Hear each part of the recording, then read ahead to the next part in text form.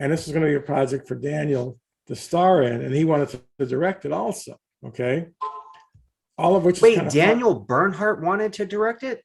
Yeah, yeah. Okay. Um, once we got Van Damme involved.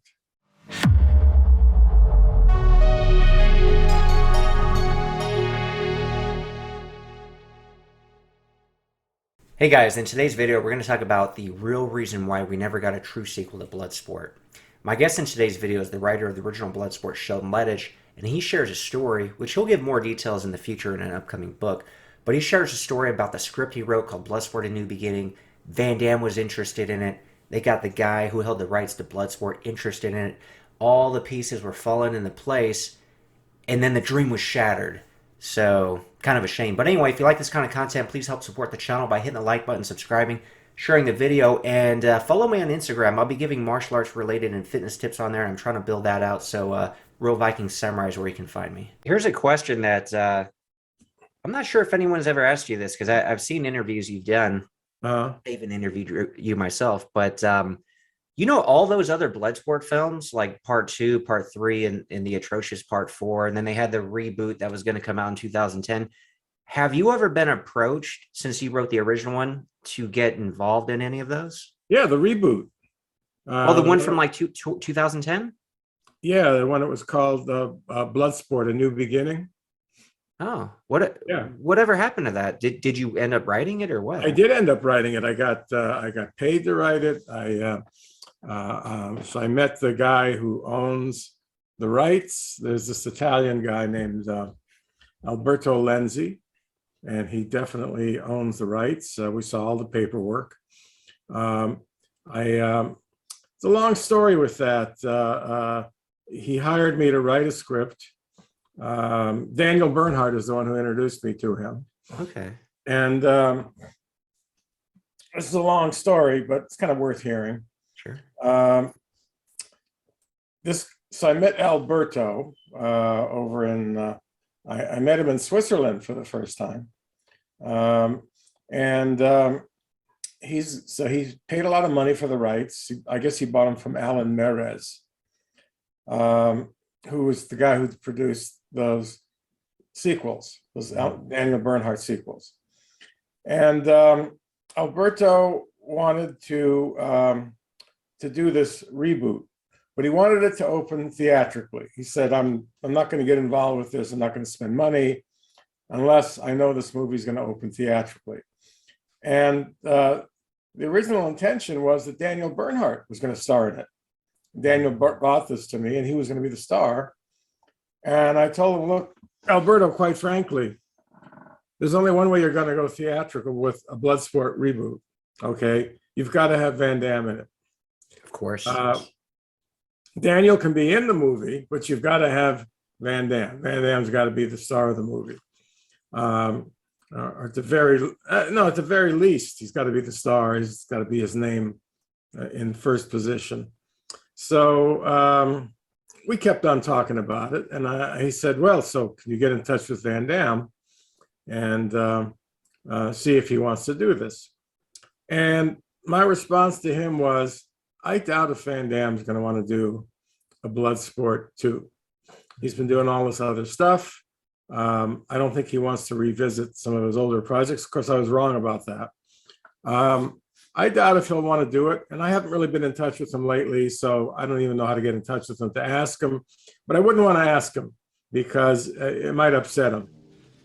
It might upset him to know that all that anybody's bringing me is a rehashed version of one of my previous projects. That was my feeling. Okay. So then Van Damme calls me out of the blue. I'm in LA. He's in LA.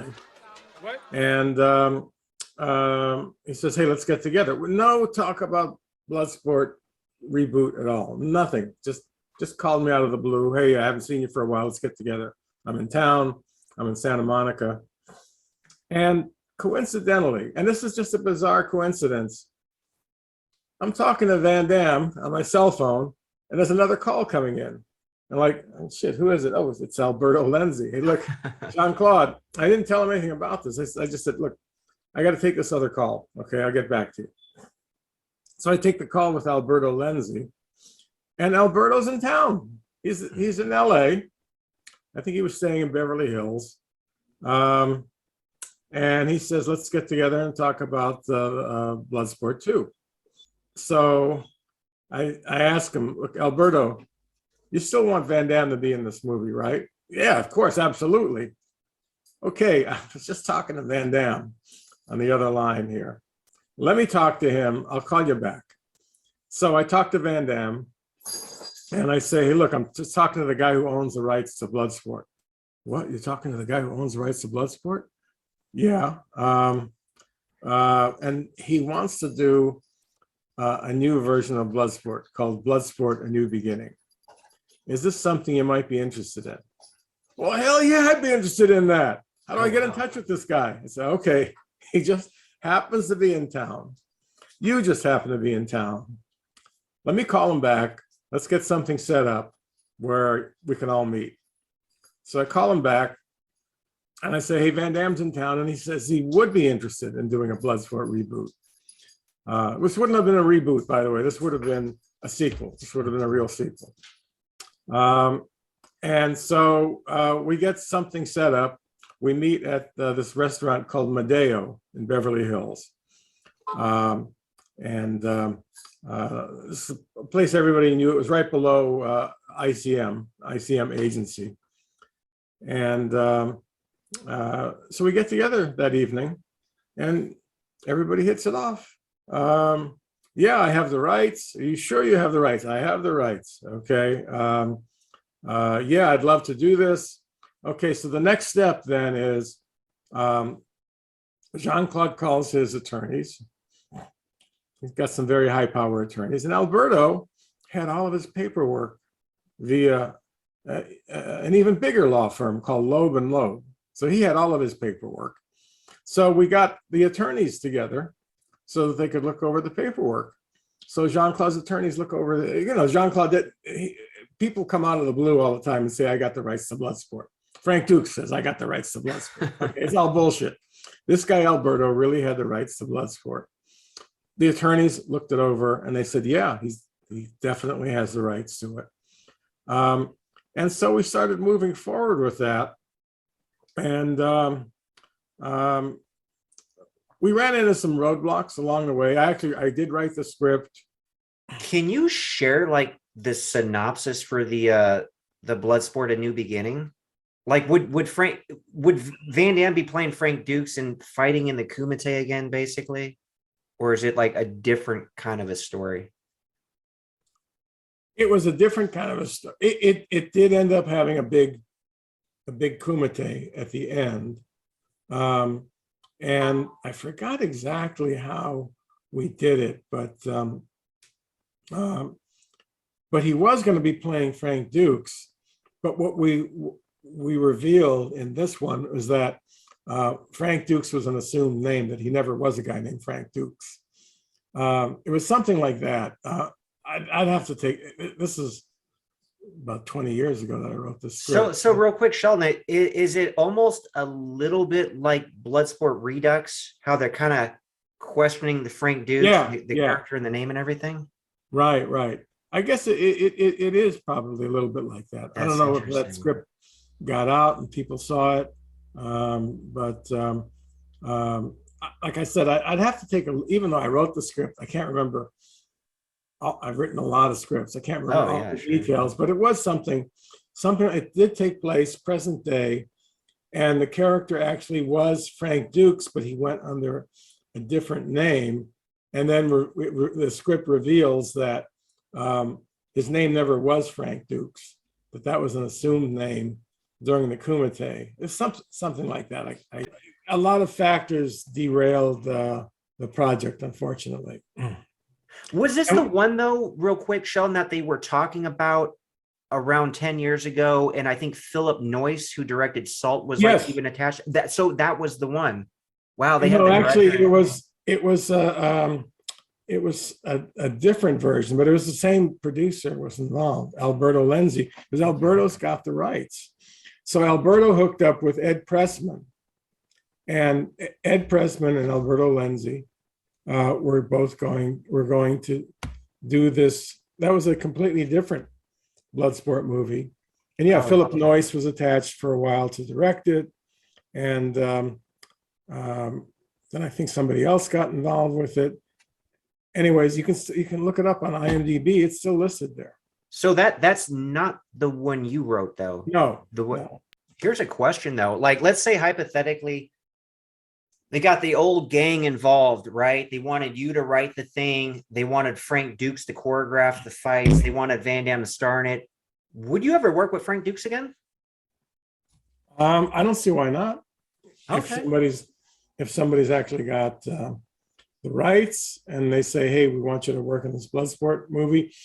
Frank Dux is involved with it too. You have a problem with that? Like, as long as it's really happening, you've got the rights, you've got the money, you're paying me, fine. I'm not going to walk away from that. That'd be the ultimate reunion, and even have you direct the Bloodsport. You could direct it. Van Damme will star in it. Frank Dux would choreograph the fights. That's what we were going to do with Bloodsport: A New Beginning, except Frank Dux was not going to be involved. Oh, okay, so you weren't going to. Oh, Van but you were Damme, going to direct it, though. I was going to direct it. Yeah. Oh, wow. Okay. Oh, yeah, absolutely. That would have really been something. Uh-huh. That would have really been something. Yeah. But one of the reasons it fell apart, and I don't want to go into all the details, but basically, Daniel Bernhardt brought the project to me. Or he introduced me to Alberto Lenzi, and this was going to be a project for Daniel to star in, and he wanted to direct it also. Okay, all of which. Wait, Daniel Bernhardt wanted to direct it? Yeah. Okay. Once we got Van Damme involved, Alberto and I had this meeting with Alberto, and somehow it comes up. I forgot if Jean-Claude asked or if Alberto just told him. I think Jean-Claude might have just asked, so who's going to direct this? And Alberto says, Daniel Bernhardt. And Jean-Claude basically says, you're kidding me, right? That's what I was thinking. Like, Daniel Bernhardt, first of all, he's never directed a movie. He's a martial arts actor. He's a former model. Why would I let Daniel Bernhardt direct me in a movie? And then I was sitting in the room with him, and he said, why isn't Sheldon directing this? That was the intention. Sure. Beforehand, by the way. But I think Daniel had a lot of bruised feelings just because he had seen himself as starring and directing in this movie. He gets me involved to write it. He introduces me to Alberto, and then suddenly I'm directing it. All right, so that bugged him a little bit. And now Jean-Claude's going to star in it. So Daniel's not going to star in it. He might have some minor role, but he's not going to star in it. So basically, he felt like we pulled the rug out from under him. Okay, so he was pissed off about this, and he pretty much derailed that project because the way he saw it was that, hey, this is mine. I'm supposed to star. I'm supposed to direct. All that Sheldon's supposed to do is write the script. And suddenly everything got turned on its head. And now I'm not starring. I'm not directing. I'll be lucky if I have a small role. So he was disgruntled about that. And yeah, I guess you can't blame him. You can't, but look. You can't blame him, but even so, wait, why would Van Damme want Daniel Bernhardt to direct the movie? Okay, that it didn't even, Jean-Claude didn't even have to think about it. Like, his reaction was, what? Why isn't Sheldon directing the movie? And basically that was the intention at first with Alberto. And then somewhere along the way, Daniel figured, okay, I'm really getting screwed because now I'm not even starring in the movie. Okay, if Sheldon's going to direct it, that's fine. But at least I'm the star. Now I'm no longer the star. I'm no longer the director. I'm not the writer. What am I? You get nothing. You lose. Good day, sir. You're a crook. Okay. And so that, I think, is what that was pretty much the nail in the coffin that started to kill the project. But I mean, if you look at it from just a fan perspective, like who talks about Bloodsport 2, 3, or 4? Like he had 3 chances. Right. I mean, he was in Bloodsport 3 different times. No offense to Daniel Bernhardt, but nobody really cares. Like we like the first one, and that's all we talk about. It is the truth. Right, and that's such a classic film. So his ego aside, we want Van Damme and Sheldon Lettich. That's what we want. And if he has a small role in it, so be it. But we want the real sequel because we never got that. We got 3, crap movies, in my opinion. But we're on the outside looking in. If you're Daniel Bernhardt looking out, you're thinking, hey, I'm really getting screwed here. Okay. Because at least I should be starring in this movie. I starred in the other Bloodsport movies. I'm not even going to star in this. And we got Van Damme. So basically, I'm going to get pushed into a small role somewhere. I'm not directing it. I'm not writing it. So I got everybody else involved, and I'm getting shit. Okay, so I guess you can't blame them, but realistically, yeah. What do people want? They want Van Damme in the movie, and they want me directing it and me writing it, just like with Lionheart and Double Impact. Yeah, exactly. The original Bloodsport. Okay, so there you go. I mean, honestly, if we heard about, hey, there's a new Bloodsport, but Daniel Bernhardt coming out like in 2010 or something, like nobody cares, right? But if you hear like, hey, Van Damme and Lettich are coming back with Bloodsport, it's like, oh wow, that's awesome. Yeah, right. Yeah, I mean, from Daniel Bernhardt's perspective, I could kind of see why, he wasn't too happy. But for millions of other people, were like, what are you doing, man? You ruined this. Right. You stubborn, stupid, silly man. And he's kind of got a bit of a career going because he's good friends with those guys, Chad Stahelski and David Leitch. In fact, Daniel introduced me to them on Perfect Target. Oh yeah, you guys worked on that. So they pretty much throw him a bone on just about anything they're doing. They'll give him. You look at those John Wick movies, and Daniel's been in a few of those, playing one of the opponents. They throw him a bone wherever they can, and then he was in this movie that Jesse Johnson directed recently called Hell Hath No Fury, and it's a big role. It's like pretty much the second lead. He's playing this Nazi officer, and he's really good. I don't know if you've seen it or heard about it. No, I haven't. It sounds like he's still doing really well with his career, at least. So that's good. Yeah, he's doing stuff. Basically, he's staying busy. Van Damme made a movie called Kill 'Em All. And directed by his buddy Peter Malata. Peter Malata. Right? Yeah. And Daniel was in that. A really good fight scene in that. And he's been in a bunch of stuff. He was in that JC Jean-Claude Van Johnson. He was in that. Small role, but playing one of the fighters. So he's been staying busy. Yeah. But yeah, he was expecting a lot more out of that Bloodsport 2, and when it didn't happen, he was not happy.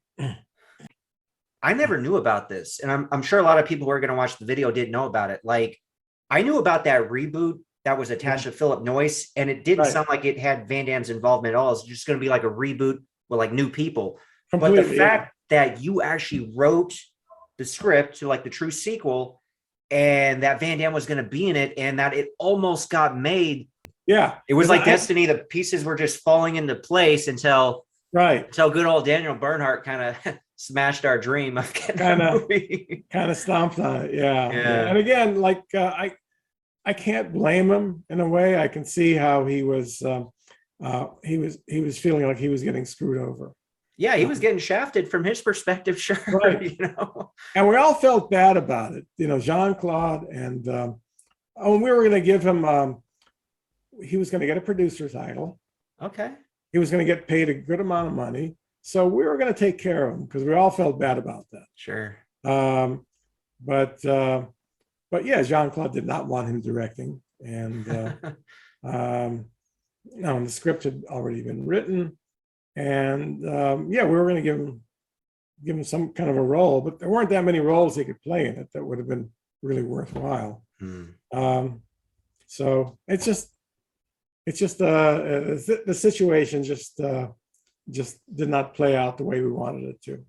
I don't know if that story's out there. Obviously, it'll be out in your book and it'll be out in this video, but when is that coming out, by the way, Sheldon? I